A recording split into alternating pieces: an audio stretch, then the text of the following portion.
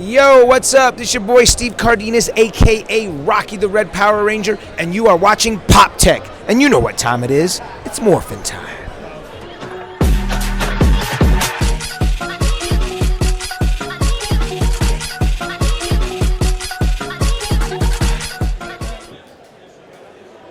No, now she's gonna make fun of me. No, okay. My favorite part of the Ranger Stop is everything in here and everyone in here.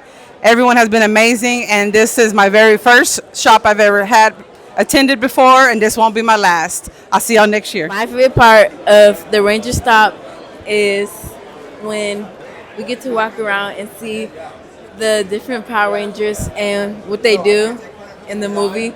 And my other favorite part was how good the food is, and for the VIP party, how we get to talk to the different Power Rangers and see what they do. Wait, I just said that.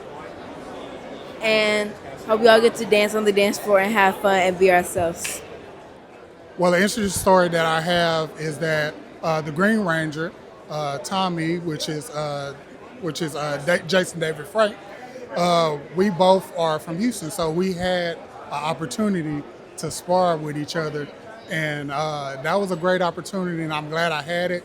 I talked to him and conversated with him about being at these conventions, and he was the first the first Ranger to do Ranger Stop. So it's fitting that in this time that it's passing over to another person, that we give tribute to him and everybody that's here that are Rangers. So that's my interesting story right there. Stealing all my ideas. So you steal my ideas first. No. See, I hope y'all catching this on camera. Shut up. It's war. Battle in the community. No, for real. The Power Rangers is the introduction to sci-fi for a lot of young black kids. If you think about the landscape in the late 80s, early 90s, as far as what was available to us as far as representation, we didn't have any black superheroes flying across our screen. We didn't have, people fighting for truth, justice, and the American way like everybody else did. The first time you seen somebody of your color, kicking all kinds of butt, it was Walter Jones, flipping and dancing and bringing the culture into the sci-fi kids arena. And I think for a lot of people, man, that was an introduction to representation in nerd spaces, right?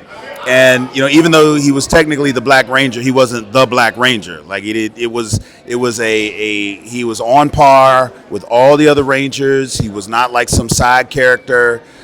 He had longevity, the performance was something that he was loved and accepted as a character. And that was the first time for a lot of us. So, some people think, Han Solo was, that was a little before their time.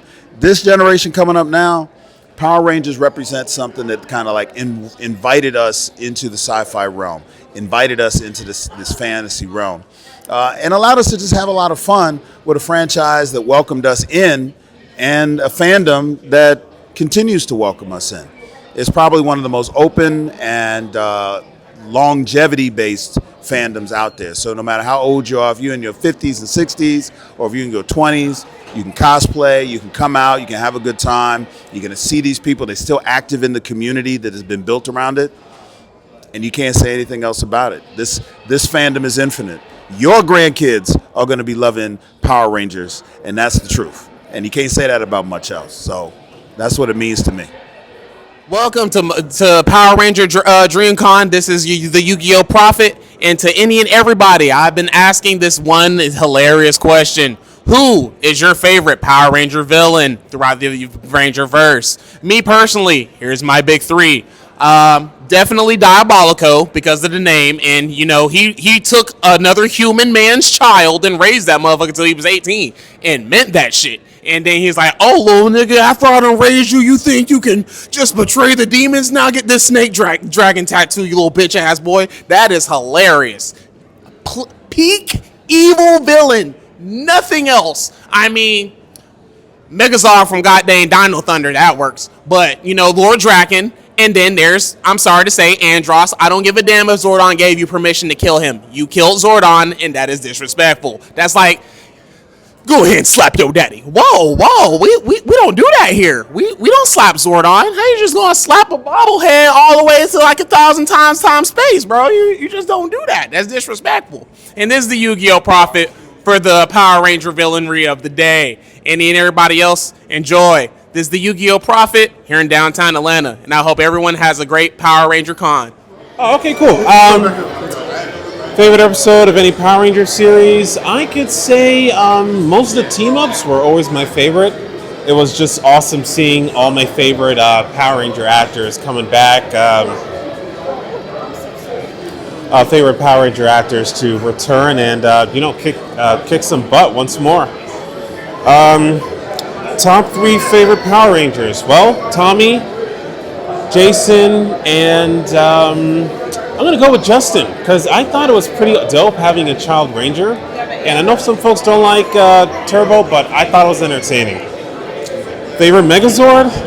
This is going to be a tough one.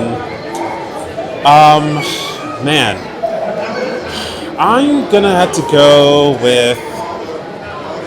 I did like the Wild Force Megazord. There was a whole bunch of animals and having that shark and tiger hands. Those are pretty dope. And first Power Rangers I ever watched was Mighty Morphin Power Rangers. Yep. And interesting story and experience from a convention you've attended. Once again, just meeting all these actors because I was never expected to actually meet these people in person, and it's like the most memorable thing I hope to keep to my heart till the end of time.